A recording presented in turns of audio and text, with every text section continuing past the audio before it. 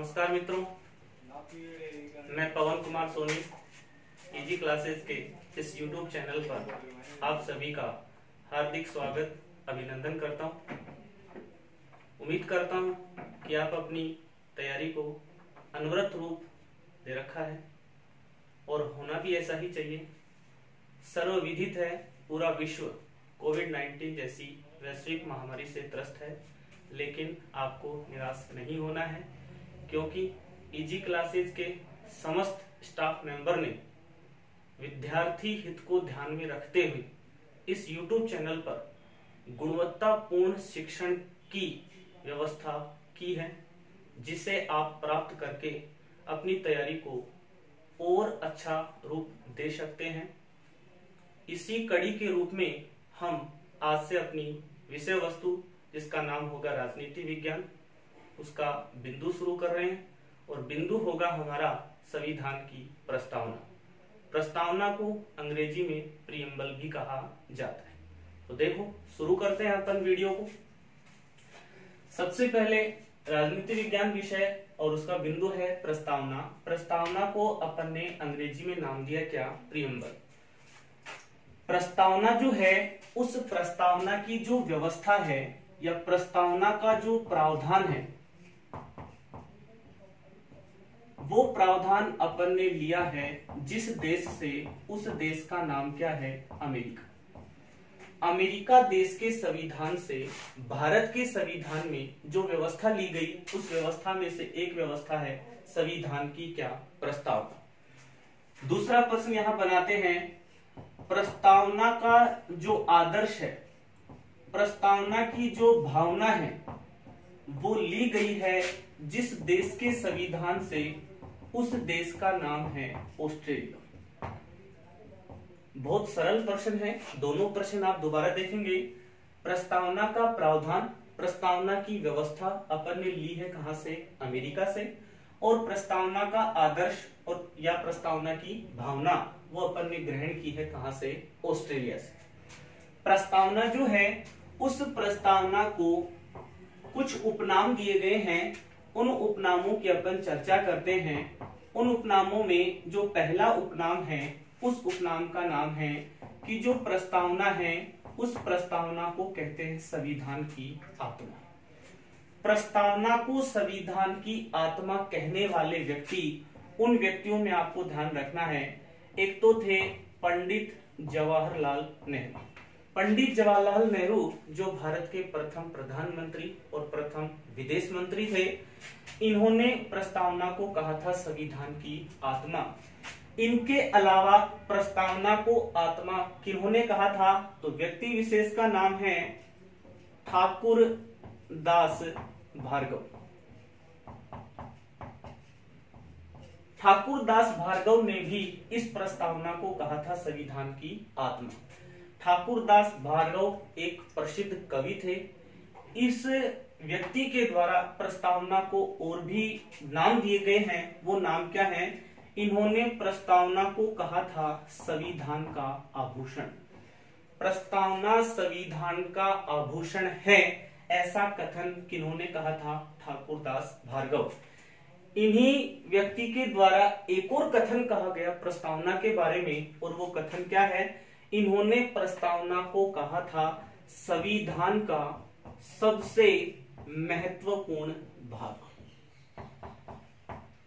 संविधान का सबसे महत्वपूर्ण भाग, संविधान का आभूषण, संविधान की आत्मा, ये तीन कथन कहने वाले व्यक्ति कौन? ठाकुर दास भार्गव। और पंडित जवाहरलाल नेहरू ने भी प्रस्तावना को कहा था संविधान की आत्मा। यहां से अपन एक प्रश्न और तैयार करते हैं। व्यक्ति विशेष का नाम है डॉक्टर भीमराव अंबेडकर। डॉक्टर भीमराव अंबेडकर जो थे, इन्होंने भारतीय संविधान का भाग 3, भारतीय संविधान के भाग 3 का एक अनुच्छेद है जिसका नंबर है कौन सा? 32। अनुच्छेद 32 में उल्लेख है एक मौलिक अधिकार का। उस मौलिक अधिकार का नाम है संवैधानिक उपचारों का अधिकार।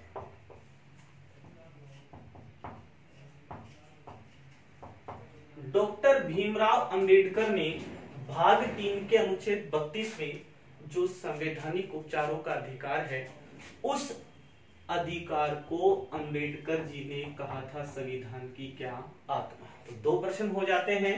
संविधान की आत्मा प्रस्तावना को कहा जाता है, लेकिन डॉक्टर भीमराव अंबेडकर के अनुसार प्रश्न बने कि संविधान की आत्मा क्या है, तो आर्टिकल पूछे तो 32 और अधिकार का नाम पूछे तो संवैधानिक उपचारों का अधिकार। तो प्रस्तावना के पहले उपनाम की अपन ने चर्चा की और पहला उपनाम क्या है, संविधान की आत्मा। दूसरा बात करते हैं अपन, इसी उपनाम की कड़ी में प्रस्तावना का दूसरा नाम दिया गया है और वो नाम है उद्देशिका। प्रस्तावना को दूसरा नाम क्या दिया गया, उद्देशिका। अब प्रस्तावना को उद्देशिका क्यों कहा गया, इसके पीछे क्या कारण है, क्योंकि प्रस्तावना का जो आधार है वो आधार है उद्देश्य प्रस्ताव। प्रस्तावना का आधार उद्देश्य प्रस्ताव होने के कारण ही इस प्रस्तावना को कहा गया क्या, उद्देशिका। दो नाम हुए, एक तो संविधान की आत्मा और एक क्या, उद्देशिका। उद्देशिका क्यों कहा गया, क्योंकि प्रस्तावना का आधार, वो आधार क्या था, उद्देश्य प्रस्ताव। ये उद्देश्य प्रस्ताव क्या थे, तो उद्देश्य प्रस्ताव को अंग्रेजी में नाम क्या दिया गया,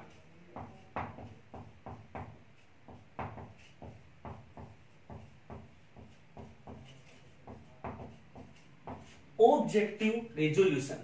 प्रस्तावना, ये जो उद्देश्य प्रस्ताव है, इनको कहा गया था ऑब्जेक्टिव रेजोल्यूशन। ऑब्जेक्टिव रेजोल्यूशन क्या थे, किस बैठक में इनको रखा गया था, किस व्यक्ति के द्वारा इनको रखा गया, इनको संविधान सभा द्वारा कब पारित किया गया, उन प्रश्नों की अपन चर्चा करते हैं। तो देखेंगे जो उद्देश्य प्रस्ताव है, इनको संविधान सभा के समक्ष रखा था भारत के प्रथम प्रधानमंत्री पंडित जवाहरलाल नेहरू। पंडित जवाहरलाल नेहरू ने उद्देश्य प्रस्तावों को संविधान सभा के समक्ष रखा। इन उद्देश्य प्रस्तावों में पंडित जवाहरलाल नेहरू ने कितने बिंदुओं को रखा या कितने बिंदुओं को शामिल किया, तो बिंदुओं की संख्या कितनी थी, 8। उद्देश्य प्रस्तावों को पंडित जवाहरलाल नेहरू ने संविधान सभा की कौन सी बैठक में रखा, तो आपको बैठक का नाम याद रखना है। बैठक का नंबर कौन सा था, तीसरा। तीसरी बैठक कब हुई थी, उसकी तिथि याद रखनी है। तिथि थी 13 दिसंबर 1946। 13 दिसंबर 1946 को संविधान सभा की जो तीसरी बैठक हुई थी, उस तीसरी बैठक में 8 बिंदुओं वाला एक उद्देश्य प्रस्ताव संविधान सभा के समक्ष रखा था। किन व्यक्ति ने, पंडित जवाहरलाल नेहरू ने। जैसे ही उद्देश्य प्रस्ताव रखा गया, तो उद्देश्य प्रस्ताव को तुरंत पारित नहीं किया गया। क्यों नहीं किया गया, क्योंकि संविधान के 2 ऐसे सदस्य थे, संविधान सभा के 2 ऐसे सदस्य थे जिन्होंने इस उद्देश्य प्रस्ताव को तुरंत पारित करने का विरोध किया था। वो व्यक्ति विशेष कौन थे, उनकी अपन चर्चा करेंगे। एक बार यहां तक का जो अपन ने बिंदु पढ़ा है उसको दोबारा रिपीट कर लेते हैं। प्रस्तावना की जो व्यवस्था है, प्रावधान है, वो कहां से लिया, अमेरिका से। प्रस्तावना का आदर्श या भावना कहां से ली गई, ऑस्ट्रेलिया से। प्रस्तावना को 2 उपनाम दिए गए हैं, एक तो संविधान की आत्मा और एक उद्देशिका। संविधान की आत्मा कहा था पंडित जवाहरलाल नेहरू ने, और इनके साथ एक और व्यक्ति कौन थे, ठाकुरदास भार्गव। ठाकुरदास भार्गव ने प्रस्तावना को संविधान की आत्मा के अलावा इसको कहा था संविधान का आभूषण, और इसे कहा था संविधान का सबसे महत्वपूर्ण भाग। आगे बढ़ते हैं। जो संविधान की आत्मा है, ऐसा ही एक प्रश्न और बन जाता है। वो प्रश्न किसके लिए होगा, डॉक्टर भीमराव अंबेडकर। भारतीय संविधान के भाग 3 अनुच्छेद 32 में जो संवैधानिक उपचारों का अधिकार है, उस अधिकार को डॉक्टर भीमराव अंबेडकर ने कहा था संविधान की आत्मा। आगे क्या बिंदु पड़ा, जो प्रस्तावना है उसका दूसरा नाम है उद्देशिका।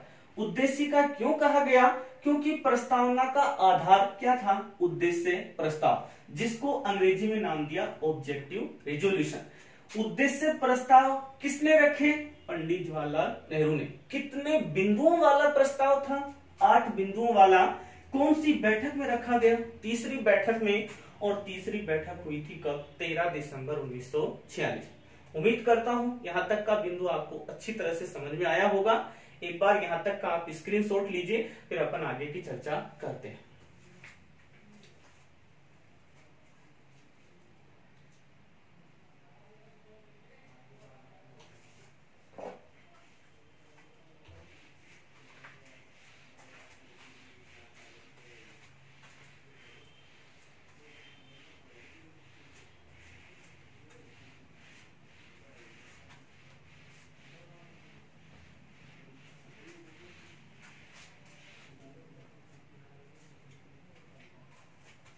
बिंदु था हमारा उद्देश्य प्रस्ताव।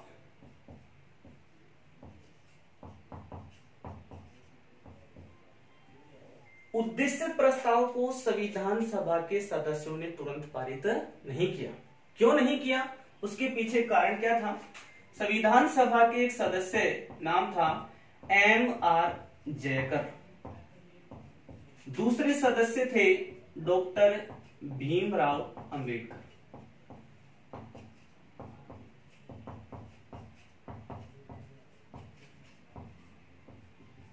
इन दोनों ने, या संविधान सभा के इन दोनों सदस्यों ने उद्देश्य प्रस्ताव को तुरंत पारित करने का क्या किया? विरोध। विरोध क्यों किया? एक संगठन था, उस संगठन का नाम था मुस्लिम लीग। इसका भी कई बार प्रश्न एग्जाम में पूछा जाता है। मुस्लिम लीग की स्थापना कब हुई थी? तो मुस्लिम लीग की स्थापना आपको याद रखनी है, कब हुई थी? 1906। मुस्लिम लीग की स्थापना कहां हुई थी? तो हुई थी कहां? ढाका। और ढाका वर्तमान राजधानी है किसकी? बांग्लादेश। इस मुस्लिम लीग के संस्थापक कौन थे? तो आपको इसका पता होगा। एक तो था आगा खां और एक था सलीमुल्लाह खां। और मुस्लिम लीग का जो पहला अधिवेशन हुआ था, वो पहला अधिवेशन हुआ था कहां? लाहौर में। तो देखिए, मुस्लिम लीग जिसकी स्थापना 1906 में हुई थी, इस मुस्लिम लीग ने क्या किया? जो संविधान सभा के चुनाव हुए थे, उन संविधान सभा के चुनाव का कर दिया था क्या? बहिष्कार। अब मुस्लिम लीग ने संविधान सभा के चुनाव का बहिष्कार क्यों किया? तो अपन एक बिंदु पढ़ेंगे, भारतीय संविधान का संवैधानिक विकास। उसमें एक बिंदु होगा कैबिनेट मिशन, जिसने पहली बार संविधान सभा चुनने की बात कही थी। संविधान सभा के जैसे ही चुनाव हुए तो उन चुनावों में मुस्लिम लीग को सबसे कम मत प्राप्त हुए। मतों की संख्या कितनी थी? 73 मत प्राप्त होने के कारण ही मुस्लिम लीग ने संविधान सभा के चुनाव का क्या कर दिया? बहिष्कार। और अपने आप को संविधान सभा से क्या कर लिया? अलग। तो M.R. जयकर और डॉक्टर भीमराव अंबेडकर जी ने बात कही थी कि यदि बिना मुस्लिम लीग के अपन ने इन उद्देश्य प्रस्तावों को पारित कर दिया, तो मुस्लिम लीग के मन में ये बात बैठ जाएगी कि अब संविधान सभा के सदस्यों को हमारी आवश्यकता नहीं है, और वो उसके बाद कभी भी संविधान सभा में शामिल नहीं होगी। इसी मुद्दे को मद्देनजर रखते हुए इन उद्देश्य प्रस्तावों को तुरंत पारित नहीं किया गया। यहां से प्रश्न इतना ही आप याद रखेंगे कि उद्देश्य प्रस्ताव पंडित जवाहरलाल नेहरू के द्वारा संविधान सभा की तीसरी बैठक में रखे गए, जो बैठक हुई थी 13 दिसंबर 1946 को। अब ये जो उद्देश्य प्रस्ताव थे, इन उद्देश्य प्रस्तावों को पारित कब किया गया? महत्वपूर्ण तिथि है, तिथि बार बार पूछी जा चुकी है। उद्देश्य प्रस्तावों को कब पारित किया गया? तो तिथि आप याद रखें, 22 जनवरी 1947। 22 जनवरी 1947 को जो उद्देश्य प्रस्ताव थे, उनको संविधान सभा ने क्या किया? पारित किया। और बड़ा प्रश्न आपको बताया जाए, जो उद्देश्य प्रस्ताव थे, उन उद्देश्य प्रस्तावों को संविधान सभा ने प्रस्तावना की मान्यता कब प्रदान की? तो उसका आंसर आपको याद रखना है, तिथि आपको याद रखनी है 17 अक्टूबर 1949। महत्वपूर्ण तिथि है। 17 अक्टूबर 1949 को संविधान सभा ने जो उद्देश्य प्रस्ताव थे उन उद्देश्य प्रस्तावों को प्रस्तावना की क्या दी, मान्यता। एक प्रश्न और याद रखेंगे, जो प्रस्तावना है वो प्रस्तावना लागू कब हुई थी, तो उसकी तिथि आपको याद रखनी है 26 जनवरी 1950। 26 जनवरी 1950 को प्रस्तावना क्या हुई थी, लागू। 4 प्रश्न आपको बताए। उद्देश्य प्रस्ताव को रखा कब गया था, 13 दिसंबर 1946। उद्देश्य प्रस्ताव को संविधान सभा ने कब पारित किया, 22 जनवरी 1947। उद्देश्य प्रस्ताव को संविधान सभा ने प्रस्तावना की मान्यता कब दी, 17 अक्टूबर 1949। और प्रस्तावना देश में लागू कब हुई थी, 26 जनवरी 1950। तो 26 जनवरी 1950 जो है, इस दिन भारत का संविधान पूर्ण रूप से क्या हो गया था, लागू। किस दिन पूर्ण रूप से लागू हुआ, 26 जनवरी 1950, क्योंकि इसी दिन भारत के राष्ट्रपति डॉक्टर राजेंद्र प्रसाद ने इसी दिन अपना पद क्या किया था, ग्रहण। इसी दिन भारत का संविधान पूर्ण रूप से लागू हुआ था। यहाँ पर एक बिंदु और याद रखेंगे आप, प्रश्न आ जाए, भारतीय संविधान कब आंशिक रूप से लागू हुआ था, तो भारत का संविधान आंशिक रूप से लागू हुआ था कब, 26 नवंबर 1949। 26 नवंबर 1949 को भारत का संविधान आंशिक रूप से लागू हुआ था। अब ये संविधान में कहां उल्लेखित है कि इस तिथि को संविधान आंशिक रूप से लागू हुआ और इस तिथि को संविधान पूर्ण रूप से लागू हुआ। तो भारतीय संविधान का एक अनुच्छेद का नंबर होगा अनुच्छेद 394। अनुच्छेद 394 में ये साफ साफ लिखा हुआ है कि 26 नवंबर 1949 को कुछ अनुच्छेद 26 नवंबर 1949 को कुछ अनुच्छेद तुरंत प्रभाव से लागू होंगे और बाकी शेष अनुच्छेद कब लागू होंगे, 26 जनवरी 1950। ध्यान रखेंगे, 26 नवंबर 1949 को तुरंत प्रभाव से जो कुछ अनुच्छेद लागू हुए थे उन अनुच्छेदों की संख्या कितनी थी, 16। तो ये बात उल्लेखित है कहां पर, अनुच्छेद 394। देखें एक बार क्या क्या बिंदु अपन ने देखा। उद्देश्य प्रस्तावों को तुरंत पारित नहीं किया गया। पारित क्यों नहीं किया गया, उसका विरोध कर दिया गया था संविधान सभा के सदस्यों में एक था M.R. जयकर और एक थे डॉक्टर भीमराव अंबेडकर। इन्होंने विरोध क्यों किया, क्योंकि मुस्लिम लीग को संविधान सभा के चुनाव में कम मत प्राप्त हुए थे और उसने संविधान सभा के चुनाव का क्या कर दिया, बहिष्कार। उससे चुनाव में मत कितने प्राप्त हुए, 73।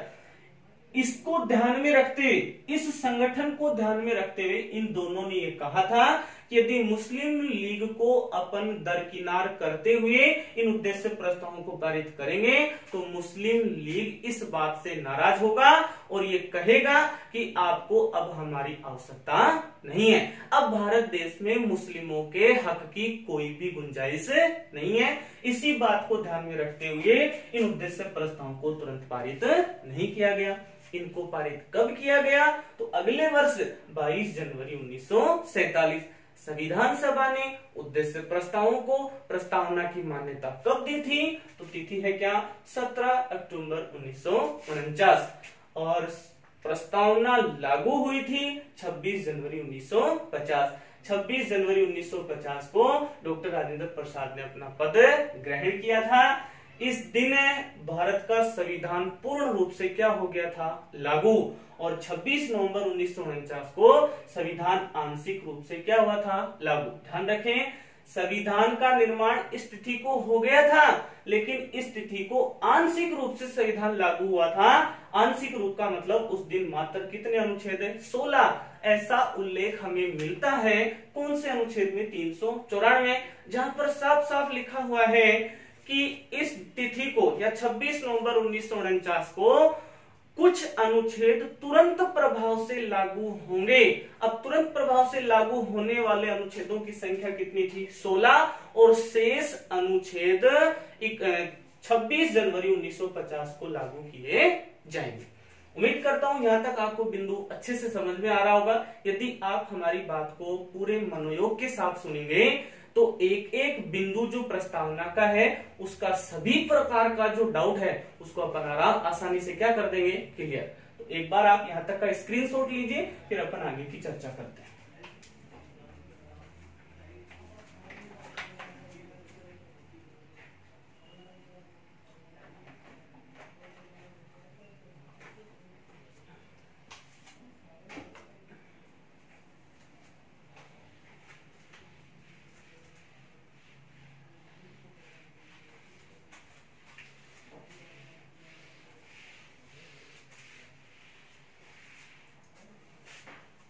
इसी उद्देश्य प्रस्ताव से संबंधित एक बिंदु और बता दिया जाए आपको, बहुत अच्छा प्रश्न बन जाता है। उद्देश्य प्रस्ताव जो थे वो कितनी भाषाओं में उल्लेखित थे? तीन भाषाओं में उनका लिखने का कार्य किया गया था। वो तीन भाषाएं आपको याद रखनी है। तीन भाषा में एक तो थी अंग्रेजी, एक थी हिंदी और एक थी उर्दू। प्रश्न पूछा जा सकता है उद्देश्य प्रस्तावों को कितनी भाषाओं में उल्लेखित किया गया था? तो भाषाएं तीन थी, अंग्रेजी, हिंदी और उर्दू। और बड़ा प्रश्न यहां से अपन बनाए तो व्यक्ति विशेष का नाम याद रखें आप, मोहनलाल सक्सेना। मोहनलाल सक्सेना जो थे उन्होंने इस जो उद्देश्य प्रस्ताव थे इसको कैसा रूप दिया था? उर्दू में इसका अंकन या इसको लिखने का कार्य किसने किया था? मोहनलाल सक्सेना। उसके बाद बिंदु अपन आगे देखते हैं, वो देखिए।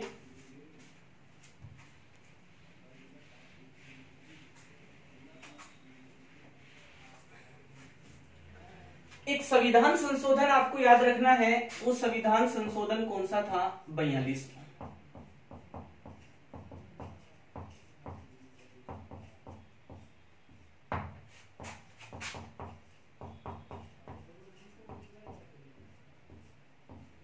बयालीसवां संविधान संशोधन कब हुआ था? 1976। 42वें संविधान संशोधन 1976 के द्वारा जो प्रस्तावना थी उस प्रस्तावना में 3 शब्दों को शामिल किया गया। प्रस्तावना में 3 शब्द जोड़े गए थे। जिस संविधान संशोधन के द्वारा, उस संविधान संशोधन का नंबर है कौन सा? 42। 42वें संविधान संशोधन के तहत प्रस्तावना में जो पहला शब्द जोड़ा गया था उस पहले शब्द का नाम था समाजवाद। दूसरा जो शब्द था उसका नाम था पंथ निरपेक्षता, और तीसरा जो शब्द था उसका नाम था अखंडता। ये प्रश्न बहुत बार प्रतियोगी परीक्षाओं में देखा गया है। कई बार तो प्रश्न ऐसे पूछा जाता है कौन सा शब्द नहीं जोड़ा गया था, कई बार प्रश्न ऐसे पूछा जाता है कौन से शब्द जोड़े गए। तो इनका क्रम आप याद रखें, पहला है समाजवाद, दूसरा है पंथ निरपेक्षता और तीसरा क्या है? अखंडता। ध्यान रखेंगे ये तीनों शब्द जोड़े गए थे 42वें संविधान संशोधन 1976 के द्वारा। लेकिन 42वां संविधान संशोधन लागू कब हुआ था उसकी तिथि आपको याद रखनी है, 3 जनवरी 1977। 3 जनवरी 1977 को 42वां संविधान संशोधन लागू हुआ था, जबकि बना कब था? 1976 में। अब शब्द है समाजवाद, पंथ निरपेक्षता और अखंडता। यहां से आपको कुछ मैं बारीक प्रश्न बताऊंगा, उसकी चर्चा अपन करेंगे। बहुत महत्वपूर्ण बिंदु है, आने वाली प्रतियोगी परीक्षाओं में ऐसे प्रश्नों का उल्लेख आपको एग्जाम में मिल सकता है। वो क्या है? एक व्यक्ति विशेष जिसका नाम था हसरत मोहानी, और एक व्यक्ति विशेष का नाम था ब्रजेश्वर प्रसाद।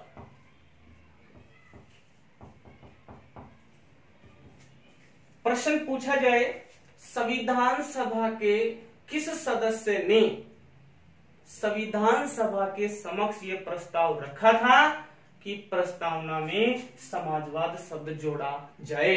तो उस सदस्य का नाम था हसरत मोहानी। प्रस्तावना में पंथ निरपेक्ष शब्द को जोड़ने की किसने सबसे पहले पहल की थी व्यक्ति विशेष के रूप में? तो उसका नाम आपको बताना है ब्रजेश्वर प्रसाद। दोनों महत्वपूर्ण प्रश्न है, दोनों आप याद रखेंगे। ये जो हसरत मोहानी थे, इन्होंने तो समाजवाद के साथ साथ एक और शब्द का नाम था संघात्मक, इस शब्द को भी प्रस्तावना में शामिल करने का प्रस्ताव रखा था। लेकिन दोनों के द्वारा रखे गए प्रस्ताव को क्या कर दिया गया? खारिज कर दिया गया, समाप्त कर दिया गया। और इन्हीं दोनों शब्दों की बाद में संविधान सभा के सदस्यों को आवश्यकता पड़ी और आवश्यकता को मद्देनजर रखते हुए 42वां संविधान संशोधन किया गया 1976 में, जो 3 जनवरी 1977 को लागू हुआ। इस संविधान संशोधन के तहत समाजवाद और पंथ निरपेक्षता दोनों शब्दों को शामिल कर दिया गया। तो इस संविधान संशोधन के तहत ये तीनों शब्द जोड़े गए थे। समाजवाद को पहली बार किसने या किस व्यक्ति विशेष ने या किस संविधान सभा के सदस्य ने प्रस्तावना में शामिल करने का प्रस्ताव रखा था? उनका नाम था हसरत मोहानी। इन्होंने समाजवाद के साथ साथ एक और शब्द जोड़ने की बात कही, क्या था वो? संघात्मक। और पंथ निरपेक्षता को सर्वप्रथम संविधान की प्रस्तावना में शामिल करने का प्रस्ताव रखा था। उस व्यक्ति विशेष का नाम था ब्रजेश्वर प्रसाद। कौन थे भी? ब्रजेश्वर प्रसाद। एक बार आप यहां तक का स्क्रीनशॉट लीजिए, फिर अपन आगे की चर्चा करते हैं।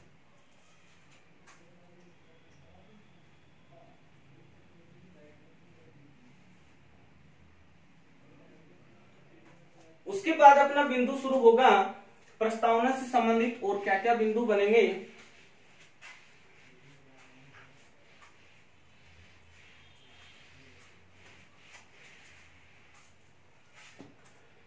कुछ सदस्य थे, कुछ व्यक्ति विशेष थे, कुछ भारत के नागरिक थे जिन्होंने प्रस्तावना से संबंधित अपने अलग अलग कथन रखे थे। उन कथनों की अपन चर्चा करते हैं। तो उनमें अपन बात कर लेते हैं। सबसे पहले पंडित जवाहरलाल नेहरू। पंडित जवाहरलाल नेहरू के साथ साथ कौन थे? ठाकुर दास भार्गव। इन दोनों ने प्रस्तावना को कहा था क्या? संविधान की आत्मा। जो ठाकुर भार्गव दास थे या ठाकुर दास भार्गव थे, उन्होंने तो प्रस्तावना को कहा था संविधान का क्या? हृदय। अभी हमने आपको पहले बता दिया था कि ठाकुर दास भार्गव जो थे, उन्होंने प्रस्तावना को कहा था संविधान का सबसे महत्वपूर्ण भाग। इसके अलावा इन्होंने प्रस्तावना को कहा था संविधान का आभूषण। संविधान का आभूषण, संविधान का सबसे महत्वपूर्ण भाग और संविधान का हृदय, संविधान की आत्मा। इनको कहने वाले व्यक्ति विशेष कौन थे? ठाकुर दास भार्गव। और आत्मा शब्द के लिए एक प्रश्न व्यक्ति विशेष का तैयार हो जाता है, पंडित जवाहरलाल नेहरू। अगले व्यक्ति विशेष की अपन बात करें, नाम था उनका के.एम. मुंशी। पूरा नाम पता होगा आपको, कन्हैयालाल माणिक्यलाल मुंशी। इन्होंने प्रस्तावना को कहा था संविधान की जन्म कुंडली। संविधान की जन्म कुंडली प्रस्तावना है, ऐसा बिंदु कहा था किसने? के.एम. मुंशी। जन्म कुंडली के स्थान पर आपको मिल सकता है राजनीतिक कुंडली। संविधान की जन्म कुंडली या राजनीतिक कुंडली प्रस्तावना को किसने कहा था? के.एम. मुंशी ने। उसके बाद बढ़ते हैं अपन, व्यक्ति विशेष का नाम था नानी पालकीवाला। नानी पालकीवाला एक प्रतिष्ठित वकील थे। इन्होंने प्रस्तावना के बारे में कहा था कि प्रस्तावना तो संविधान का क्या है? परिचय पत्र। प्रस्तावना संविधान का परिचय पत्र है, ऐसा किसने कहा था? नानी पालकीवाला ने। और एक कथन कहने वाले व्यक्ति विशेष थे अर्नेस्ट बारकर। अर्नेस्ट बारकर ने प्रस्तावना को कहा था संविधान की कुंजी, संविधान की चाबी। संविधान जो ताला रूपी संविधान, उसकी चाबी, उसकी कुंजी कहा था प्रस्तावना को किसने? Ernest Barker. क्या क्या कथन कहे गए? पंडित जवाहरलाल नेहरू ठाकुरदास भार्गव ने प्रस्तावना को कहा था संविधान की आत्मा। ठाकुरदास भार्गव ने आत्मा के अलावा कहा हृदय, महत्वपूर्ण भाग और संविधान का आभूषण। इधर के.एम. मुंशी ये कहते हैं संविधान की जन्म कुंडली या राजनीतिक कुंडली। नानी पालकीवाला कहते हैं संविधान का परिचय पत्र और अर्नेस्ट बारकर कहते हैं संविधान की कुंजी। यहां तक का एक बार आप स्क्रीनशॉट लीजिए, आगे की चर्चा अपन करते हैं।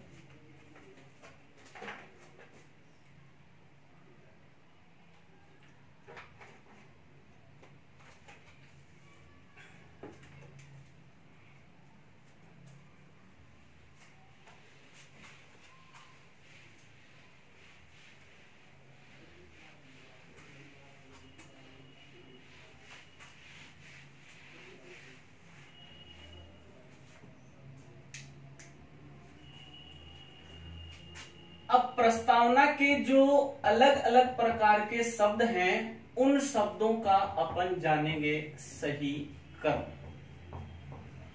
प्रस्तावना के शब्दों का सही क्रम अपन पढ़ेंगे। इन शब्दों का सही क्रम अभी जनवरी 2020 में व्याख्याता भर्ती परीक्षा में पूछा गया था।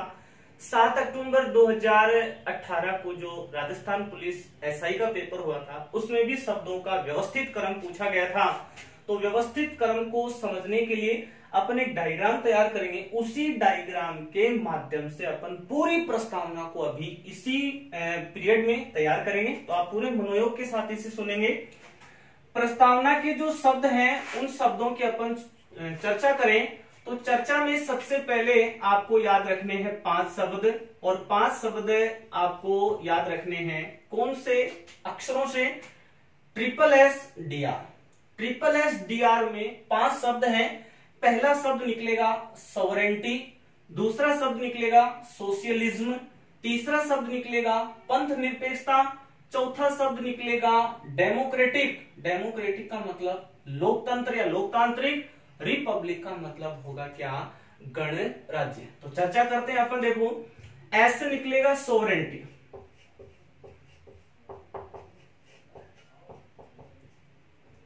सोवरेंटी का मतलब हो जाएगा संप्रभुता। दूसरा शब्द है सोशलिज्म, इसका मतलब हो जाएगा समाजवाद। तीसरा शब्द हो जाएगा सेकुलर, इसका मतलब हो जाएगा पंथ निरपेक्षता।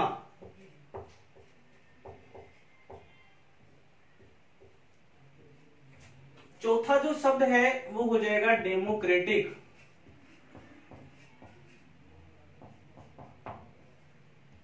इसका मतलब हो जाएगा लोकतंत्र। और अंतिम शब्द है रिपब्लिक, इसका मतलब हो जाएगा गणराज्य। तो शुरुआत में प्रस्तावना के 5 शब्द हैं, उनको कैसे याद रखना है? SSDR। आप हिंदी के वर्ड भी याद रख सकते हैं, अंग्रेजी में मैंने लिख दिए हैं। सॉवरेंटी मतलब संप्रभुता, सोशलिज्म मतलब समाजवाद, सेकुलर मतलब पंथ निरपेक्षता, डेमोक्रेटिक मतलब लोकतंत्र, और रिपब्लिक मतलब क्या? गणराज्य। उसके बाद क्या बिंदु है? तो इन 5 शब्दों के बाद में शुरू होता है क्या? न्याय। न्याय जो है वो कितने प्रकार से प्रदान कर रखा है? वो 3 प्रकार का न्याय प्रस्तावना में है। पहला न्याय है सामाजिक, दूसरे प्रकार का न्याय है आर्थिक, और तीसरे प्रकार का न्याय है राजनीतिक। 3 प्रकार के न्याय व्यवस्था का इसमें उल्लेख किया गया है। न्याय के बाद जो बिंदु आता है वो बिंदु होगा स्वतंत्रता। स्वतंत्रता 5 प्रकार की प्रदान कर रखी है। वो 5 प्रकार की स्वतंत्रता कौन सी है? पहली प्रकार की जो स्वतंत्रता है उसका नाम है विचार। दूसरी प्रकार की स्वतंत्रता है अभिव्यक्ति।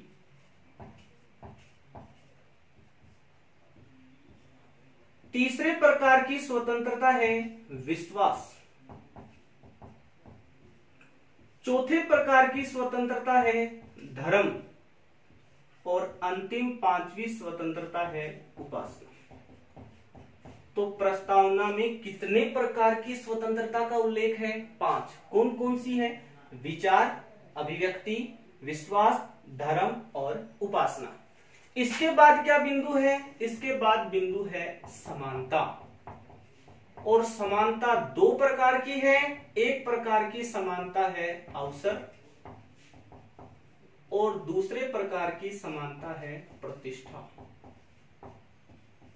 अवसर व प्रतिष्ठा की समानता का उल्लेख किया गया है प्रस्तावना में संविधान के अनुरूप या प्रस्तावना के अनुरूप। इसके अलावा स्वतंत्रता कितने प्रकार की है? 5 प्रकार की। न्याय कितने प्रकार का है? 3 प्रकार का। और शुरुआत में शब्द कितने हैं? 5। अंतिम जो शब्द हैं उनकी अपन चर्चा करें तो 3 प्रकार के शब्द हैं। पहला जो शब्द है उसका नाम है यूनिटी। यूनिटी का मतलब हो जाएगा एकता। उसके बाद जो शब्द है उसका नाम हो जाएगा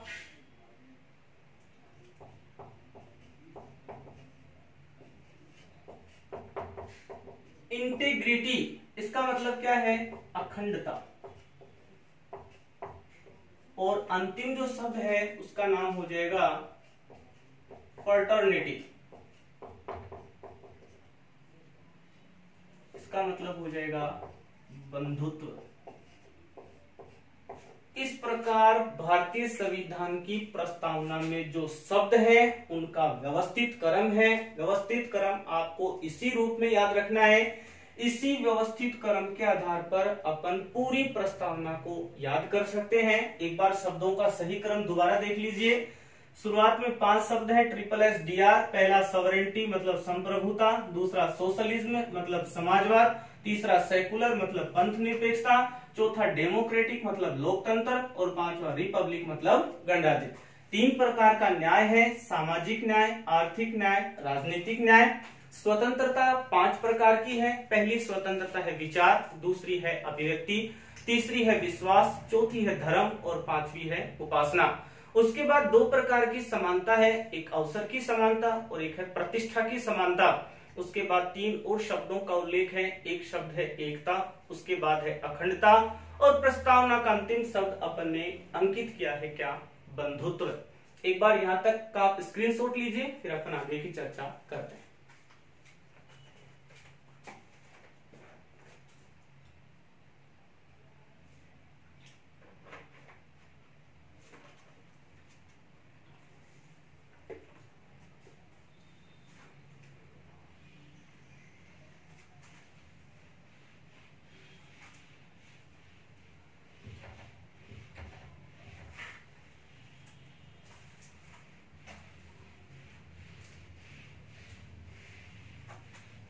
यदि आपने इन शब्दों का व्यवस्थित क्रम याद किया तो आपको पूरी प्रस्तावना हूबहू याद हो जाएगी। एक बार मैं आपको प्रस्तावना इन शब्दों के माध्यम से बोलकर बता रहा हूं। आप शब्दों पर गौर कीजिए, प्रस्तावना मेरे मुख से सुनिए। प्रस्तावना में लिख रखा है, हम भारत के लोग भारत को एक पूर्ण संप्रभु समाजवादी पंथ निरपेक्ष लोकतांत्रिक गणराज्य बनाने के लिए तथा उसके समस्त नागरिकों को सामाजिक, आर्थिक, राजनीतिक न्याय, विचार, अभिव्यक्ति, विश्वास, धर्म, उपासना की स्वतंत्रता, अवसर व प्रतिष्ठा की समानता प्राप्त करवाने के लिए तथा उन सब में व्यक्ति की गरिमा, राष्ट्र की एकता, अखंडता को सुनिश्चित करवाने वाली बंधुता को बढ़ाने के लिए इस संविधान सभा में 26 नवंबर 1949 को इस संविधान को आत्माप्रीत अधिनियमित अंगीकृत करते हैं। ये पूरी प्रस्तावना जो है वो आपको इन शब्दों के माध्यम से याद हो जाएगी। और क्या प्रश्न बनते हैं प्रस्तावना से संबंधित? प्रस्तावना की पहली लाइन लिखी हुई है, हम भारत के लोग।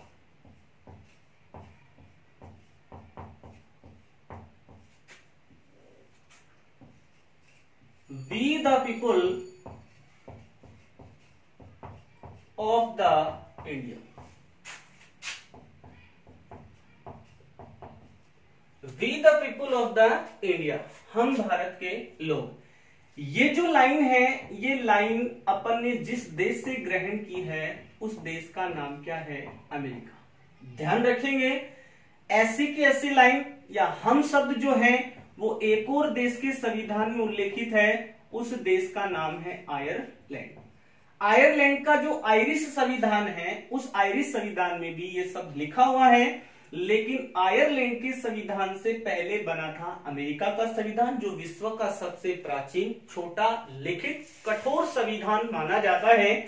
इस अमेरिका के संविधान से अपन ने ग्रहण किया है, हम भारत के लोग, we the people of the India, क्योंकि अमेरिका देश के संविधान की प्रस्तावना की पहली लाइन है we the people of the united state.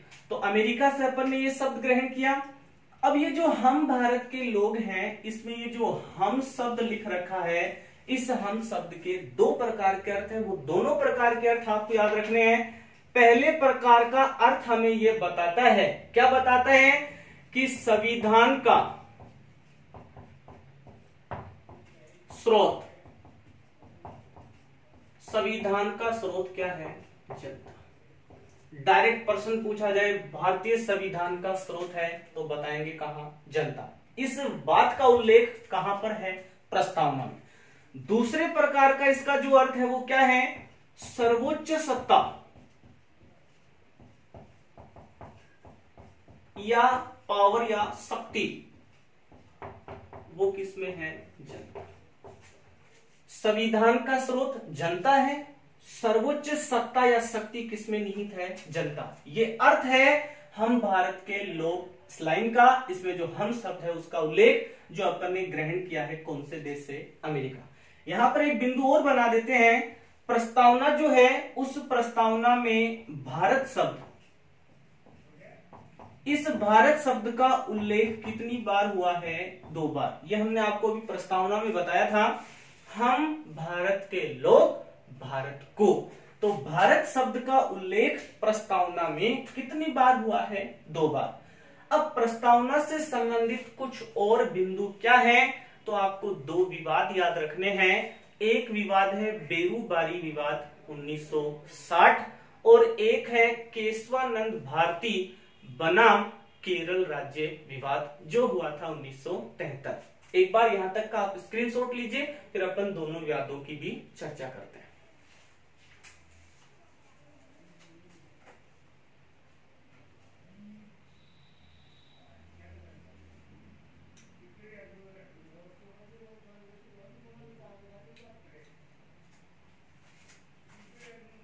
Heading लगा लीजिए, बेरूबारी विवाद 1960।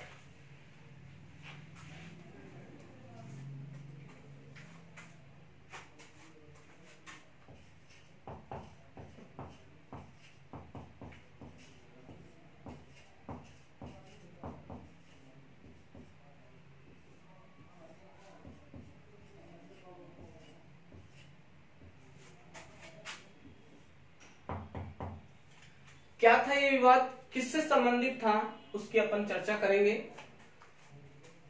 सबसे पहले बेरूबारी विवाद जो है, जो 1960 का है, इस बेरूबारी विवाद में सर्वोच्च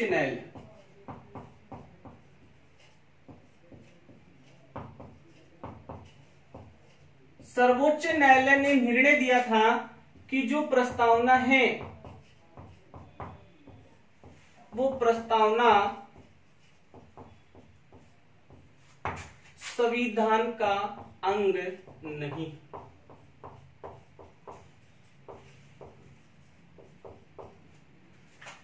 किस विवाद में या किस मामले में सर्वोच्च न्यायालय ने कहा था कि प्रस्तावना संविधान का अंग नहीं है? तो वो था बेरूबारी विवाद 1960। क्या था ये बेरूबारी? तो बेरूबारी जो क्षेत्र था, जो गांव था, उसका संबंध है पश्चिम बंगाल से। पश्चिम बंगाल का जिला जलपाईगुड़ी।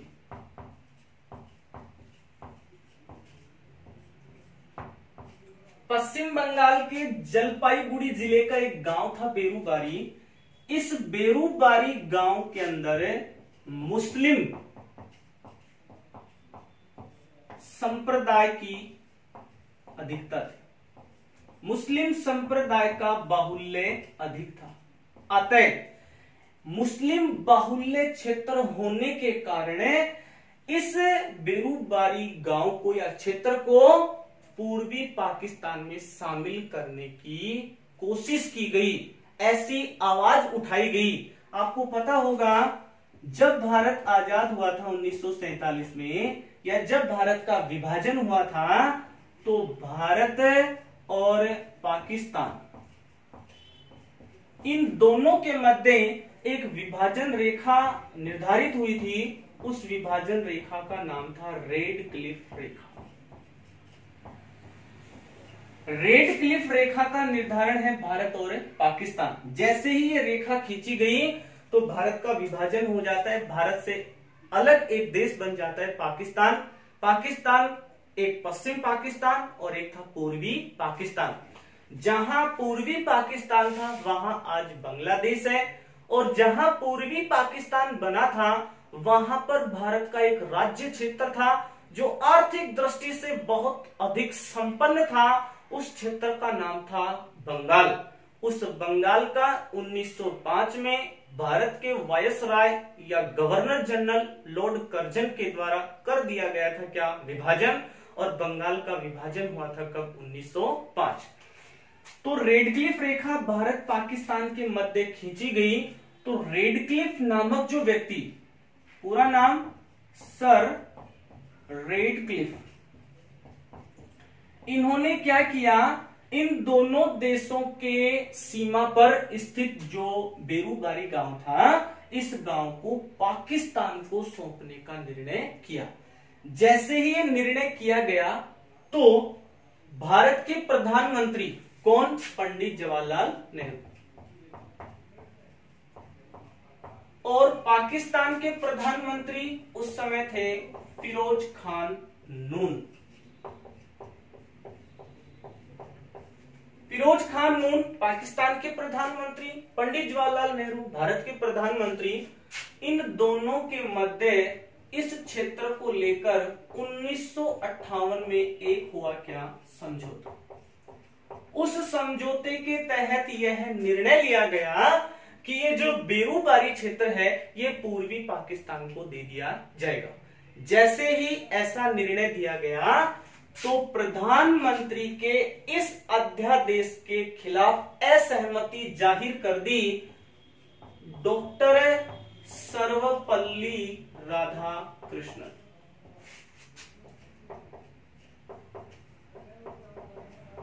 डॉक्टर सर्वपल्ली राधाकृष्णन ने उस अध्यादेश के विरुद्ध असहमति जाहिर कर दी।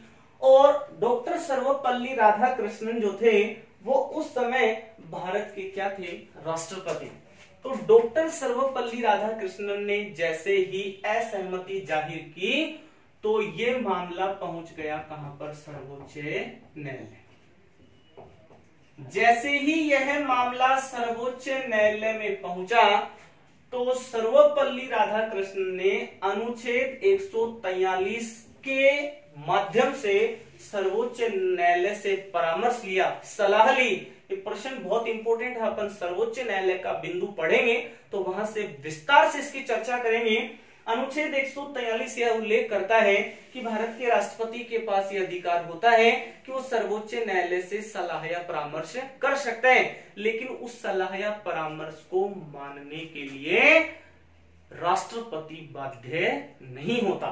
तो सर्वोच्च न्यायालय की जैसे ही सलाह ली गई तो सर्वोच्च न्यायालय ने अपना निर्णय सुनाया और निर्णय में ये कहा कि भारतीय संविधान का भाग 1 और भाग 1 का अनुच्छेद 3 उसमें ये लिखा हुआ है कि भारत की जो संसद है वो किसी नए राज्य का निर्माण कर सकती है, किसी राज्य के नाम में परिवर्तन कर सकती है और किसी राज्य की सीमा का निर्धारण कर सकती है। लेकिन उस अनुच्छेद में यह कहीं पर भी उल्लेख नहीं है कि किसी भारतीय क्षेत्र को किसी दूसरे देश को सौंपा जा सकता है।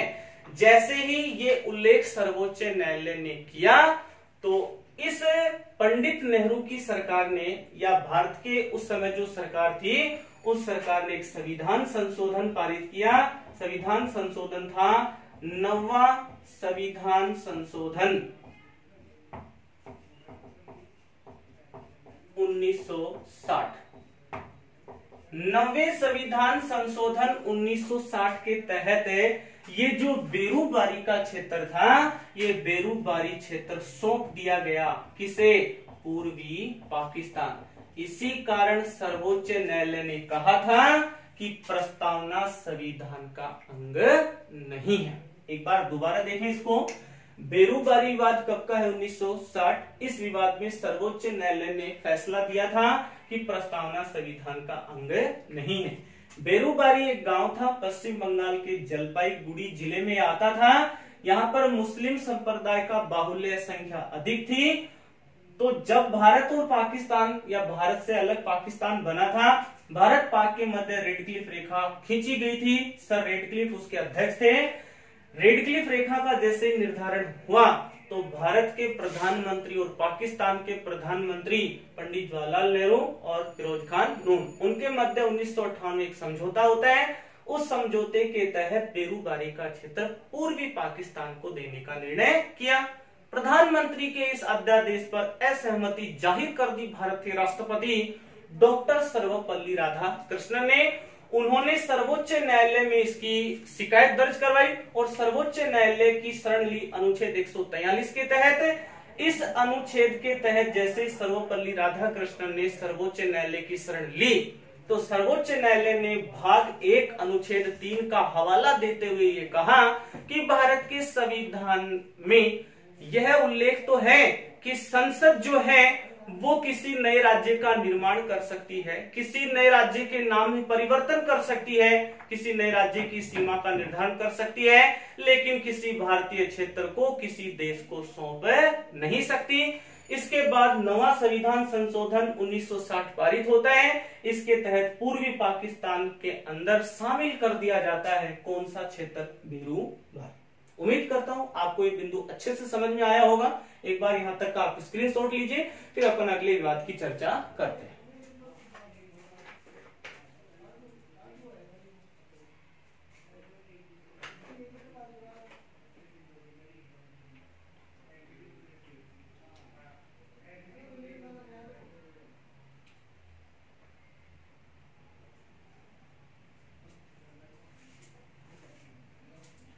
हेडिंग डाल लीजिए आप, केशवानंद भारती बनाम केरल राज्य विवाद।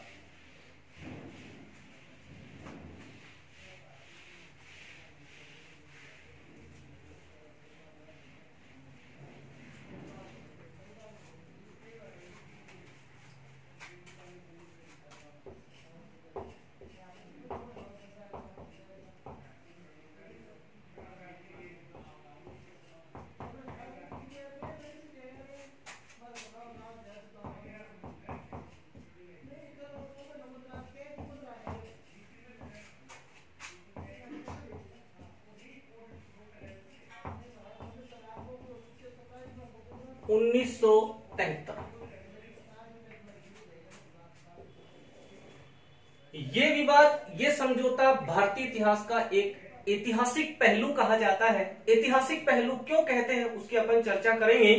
तो सीधा प्रश्न पूछा जाए, केशवानंद भारती बनाम केरल राज्य विवाद का संबंध है तो तिथि क्या है? 1973। केशवानंद भारती विवाद बनाम केरल राज्य जो विवाद था, इसमें सर्वोच्च न्यायालय ने अपने द्वारा दिए गए निर्णय में आमूलचूल परिवर्तन करते हुए जो बेरोबारी में निर्णय दिया था, उस निर्णय के विपरीत यहां पर निर्णय दिया गया और यह कहा गया कि जो प्रस्तावना है वो प्रस्तावना संविधान का क्या है, अंग है।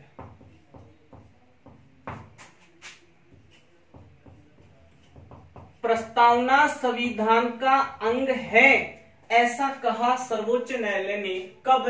केशवानंद भारती बनाम केरल राज्य विवाद, जो कब का है, 1973। जानते हैं इसके विभिन्न पहलुओं के बारे में। जो केशवानंद भारती थे, ये केरल के एक थे प्रतिष्ठित धर्मगुरु, एक मठ के बहुत बड़े ये धर्मगुरु थे। इस केशवानंद भारती के द्वारा ये विवाद सर्वोच्च न्यायालय में रखा गया। इस विवाद के तहत क्या किया गया, सबसे पहले आप ये जानो कि इस विवाद में कितने दिन तक कार्यवाही हुई थी। तो कार्यवाही के दिन कितने थे? 68 दिन की कार्यवाही शुरू होती है 31 अक्टूबर 1972। 31 अक्टूबर 1972 को कार्यवाही शुरू होती है और ऐतिहासिक फैसला सुनाया जाता है 24 अप्रैल 1973। 24 अप्रैल 1973 को ऐतिहासिक फैसला सुनाया गया और कार्यवाही की शुरुआत हुई थी 31 अक्टूबर 1972। ये जो दोनों तिथियां हैं, इनका इतिहास से संबंधित बहुत महत्वपूर्ण प्रश्न बनता है। आपको पता होगा 31 अक्टूबर को मनाया जाता है एकता दिवस। एकता दिवस जो है वो किसकी पुण्यतिथि है? तो भारत की प्रथम प्रधानमंत्री जो महिला रूप में थी, इंदिरा गांधी का जो जन्म दिवस पुण्यतिथि है, वो पुण्यतिथि आती है क्या? एकता दिवस। 31 अक्टूबर को एकता दिवस मनाया जाता है। यहीं से संबंधित एक प्रश्न की ओर चर्चा करें। भारत के प्रथम सिख राष्ट्रपति जिनका नाम था ज्ञानी जेल सिंह, उनका जो समाधि स्थल है वो समाधि स्थल क्या है? एकता स्थल। एकता दिवस 31 अक्टूबर। एकता स्थल किसका समाधि स्थल है? ज्ञानी जेल सिंह। और 31 अक्टूबर के दिन ही जन्म हुआ था भारत के प्रथम गृह मंत्री जिनका नाम था सरदार वल्लभ भाई पटेल। भारत के प्रथम गृह मंत्री, भारत के प्रथम उप प्रधानमंत्री जिनका नाम था सरदार वल्लभ भाई पटेल। सरदार वल्लभ भाई पटेल को भारत का लौह पुरुष, भारत का आयरन मैन, भारत का बिस्मार्क भी कहा जाता है। सरदार वल्लभ भाई पटेल का जन्म दिवस आता है 31 अक्टूबर। और बड़ा ऐतिहासिक फैसला आपको याद रखना है, 31 अक्टूबर 2019 को भाजपा सरकार ने अपने दूसरे कार्यकाल के दौरान एक ऐतिहासिक फैसला, एक ऐतिहासिक निर्णय, एक ऐतिहासिक कदम उठाया। वो कदम क्या था? भारत के जो 29 राज्य थे, उनमें से एक राज्य के अंतर्गत या एक राज्य से 2 केंद्र शासित प्रदेश बनाकर 29 राज्यों की संख्या को कितनी कर दी? 28। और जो 7 केंद्र शासित प्रदेश थे वो बढ़कर हो गए कितने? 9। तो भारत का एक राज्य का नाम था जम्मू कश्मीर। इस जम्मू कश्मीर से अलग या जम्मू कश्मीर का विभाजन करके 2 केंद्र शासित प्रदेश बना दिए। एक है जम्मू कश्मीर और दूसरा जो केंद्र शासित प्रदेश बना उसका नाम क्या है? लद्दाख। ये 2 केंद्र शासित प्रदेश भी किस ऐतिहासिक तिथि को हुए? 31 अक्टूबर 2019। तो क्या हुआ? 31 अक्टूबर 1972 को इस कार्यवाही की शुरुआत हुई थी और ऐतिहासिक फैसला आया था 24 अप्रैल 1973। 24 अप्रैल के दिन अपन पंचायती राज दिवस भी मनाते हैं।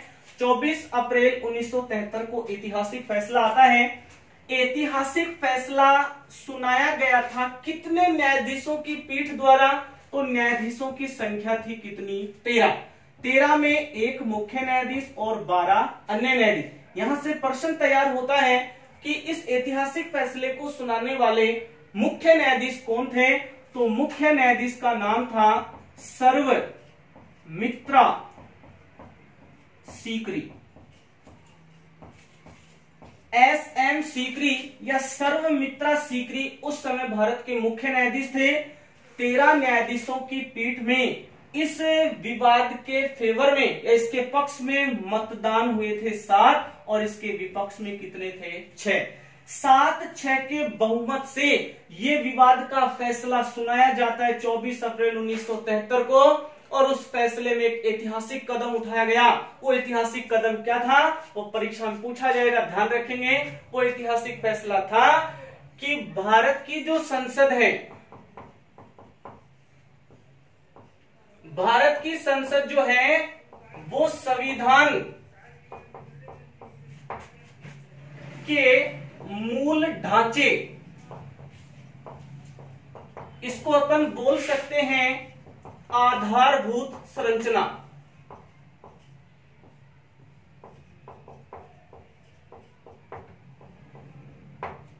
भारत की जो संसद है वो संविधान के मूल ढांचे या आधारभूत संरचना को बिना क्षति पहुंचाए संविधान की किसी भी व्यवस्था में कर सकती है।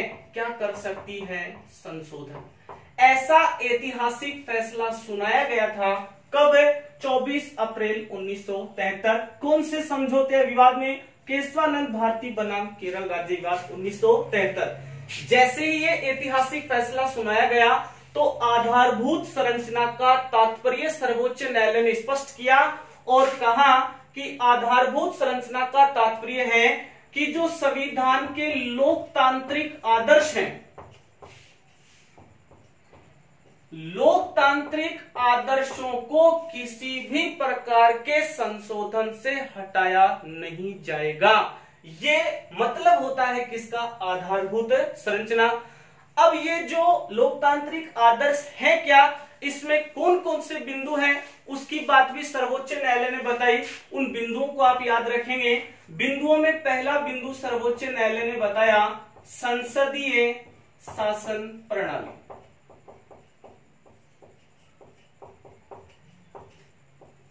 दूसरा बिंदु बताया कानून का शासन।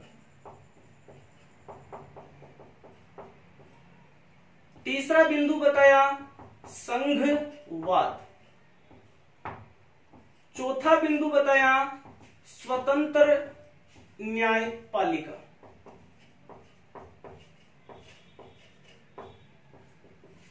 अगला जो बिंदु है वो बताते हैं कल्याणकारी राज्य।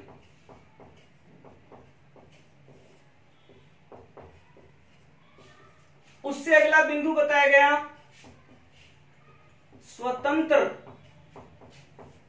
व निष्पक्ष निर्वाचन। उससे अगला बिंदु बताया गया शक्तियों के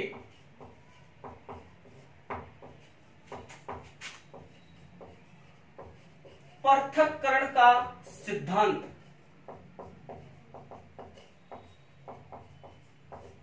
और इसी में शामिल किया गया पंथ निरपेक्षता।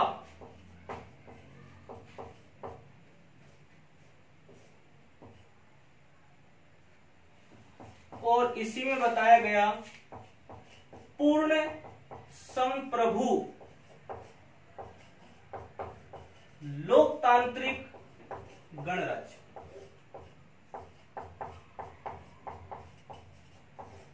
इन बिंदुओं को सर्वोच्च न्यायालय ने शामिल किया था किसमें? लोकतांत्रिक आदर्श। इनमें किसी प्रकार का संशोधन नहीं होगा।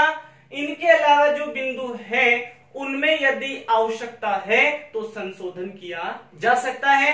ऐसा उल्लेख किया गया था कौन से विवाद में? केशवानंद भारती बनाम केरल राज्य विवाद। अब कुछ विचारकों ने इसकी आलोचना करते हुए कहा था कि यह अलोकतांत्रिक प्रक्रिया है। अलोकतांत्रिक प्रक्रिया क्यों है? क्योंकि जो न्यायाधीश हैं वो निर्वाचित नहीं होते हैं, उसके बावजूद भी वो संसद द्वारा बनाए गए कानून को अवैध घोषित करके न्यायिक अतिक्रमण का पालन करते हैं। इसी कारण इसकी कुछ विद्वानों के द्वारा, विचारकों के द्वारा आलोचना की गई, लेकिन यह विवाद भारतीय इतिहास में एक नींव का पत्थर साबित होता है। इस विवाद के बिंदुओं को आधार मानते हुए संविधान के मूल ढांचे में कोई परिवर्तन नहीं होगा और मूल ढांचे के अलावा जो भी बिंदु है, यदि आवश्यकता है तो भविष्य में संविधान और संसद मिलकर उस पर क्या कर सकती है, संशोधन। एक बार दोबारा इसके बारे में पढ़े अपन। केशवानंद भारती बनाम केरल राज्य विवाद 1973 का है। केशवानंद भारती बनाम केरल राज्य विवाद में संविधान या जो सर्वोच्च न्यायालय था उसने अपना फैसला सुनाया कि प्रस्तावना संविधान का अंग है। केशवानंद भारती कौन थे? धर्मगुरु थे। इसके ऊपर 68 दिन तक कार्यवाही हुई थी। 31 अक्टूबर 1972 को शुरू हुई थी। 24 अप्रैल 1973 को ऐतिहासिक फैसला सुनाया गया। 31 अक्टूबर के बारे में हमने आपको कुछ प्रश्न बताए। इस दिन एकता दिवस, इंदिरा गांधी की पुण्यतिथि होती है, क्योंकि 31 अक्टूबर 1984 को दिल्ली में सतवंत सिंह और नाहर सिंह जो सिख अंगरक्षक थे, उन्होंने गोली मारकर इंदिरा गांधी की क्या कर दी, हत्या। 31 अक्टूबर को जो एकता दिवस है तो एकता स्थल बन जाता है। एकता स्थल किस राष्ट्रपति का समाधि स्थल है? तो राष्ट्रपति का नाम क्या है? डॉक्टर ज्ञानी जैल सिंह। 31 अक्टूबर के दिन ही भारत के प्रथम गृह मंत्री, भारत के प्रथम उप प्रधानमंत्री, भारत के लौह पुरुष, भारत के आयरन मैन, भारत के बिस्मार्क सरदार वल्लभ भाई पटेल का क्या हुआ था, जन्म। 31 अक्टूबर 2019 को भाजपा सरकार ने अपने दूसरे लगातार कार्यकाल में एक ऐतिहासिक निर्णय लिया। जम्मू कश्मीर राज्य का विघटन करके 2 नए केंद्र शासित प्रदेशों का निर्माण किया, एक जम्मू कश्मीर और एक क्या है, लद्दाख। 24 अप्रैल को अपन पंचायती राज दिवस भी मनाते हैं। 24 अप्रैल वाले दिन ऐतिहासिक फैसला सुनाया गया। उस ऐतिहासिक फैसले को सुनाने वाले भारत के मुख्य न्यायाधीश जो थे, उनका नाम था सर्वमित्रा सीकरी या SM सीकरी। इनके अलावा और कितने न्यायाधीश थे? 12। टोटल कितने? 13 न्यायाधीशों की पीठ में इसके पक्ष में तो थे 7 और विपक्ष में कितने? 6। 7-6 के बहुमत से यह प्रस्ताव पारित हुआ। इस प्रस्ताव में ऐतिहासिक फैसला क्या सुनाया गया कि भारत की जो संसद है उस संविधान के मूल ढांचे को बिना क्षति पहुंचाए, आवश्यक समझे तो किसी भी प्रकार के भाग में संशोधन कर सकती है। संशोधन के माध्यम से कोई नई चीज जोड़ी भी जा सकती है और किसी चीज को हटाया भी जा सकता है। अब ये जो मूल ढांचा है, इसी मूल ढांचे को नाम दिया आधारभूत संरचना। आधारभूत संरचना में कुछ बिंदुओं को सर्वोच्च न्यायालय ने शामिल किया। वो बिंदु है संसदीय शासन प्रणाली, कानून का शासन, संघवाद, स्वतंत्र न्यायपालिका, कल्याणकारी राज्य, स्वतंत्र व निष्पक्ष निर्वाचन, शक्तियों के पृथक्करण का सिद्धांत, पंथ निरपेक्षता जिसे अपन धर्म निरपेक्षता भी कह सकते हैं, पूर्ण संप्रभु लोकतांत्रिक गणराज्य। फिर अपन ने लास्ट में बिंदु की, इस विवाद की कुछ आलोचना हुई। आलोचना में कुछ विचारकों ने कहा था कि जो संसद कानून बनाती है उस कानून को निर्वाचित हुए बिना न्यायाधीश क्या कर सकते हैं, अवैध, और अवैध करते हुए न्यायिक क्या करते हैं, अतिक्रमण। यह अपना कंप्लीट बिंदु है संविधान की प्रस्तावना, जिसे अपन प्रियम्बल कहते हैं। इसके अलावा कोई भी ऐसा बिंदु नहीं है जो आपको प्रतियोगी परीक्षा में पूछा जाए। इस बिंदुओं को यदि आप अच्छी तरीके से पढ़ेंगे, याद करेंगे, तो एक भी ऐसा प्रश्न नहीं है जो आपको परीक्षा से वंचित कर दे। सारे प्रश्न आपको इस पाठ्यक्रम से मिल जाएंगे। यदि आपको हमारा वीडियो अच्छा लगे तो आप इसे लाइक करें, सब्सक्राइब करें और अपने मित्रों के पास इसका लिंक भेजें, ताकि वो भी इजी क्लासेज की इस अभूतपूर्व सुविधा का उठा सके क्या लाभ, जिस पर गुणवत्तापूर्ण शिक्षण कार्य उपलब्ध करवाया जा रहा है। धन्यवाद। जय हिंद।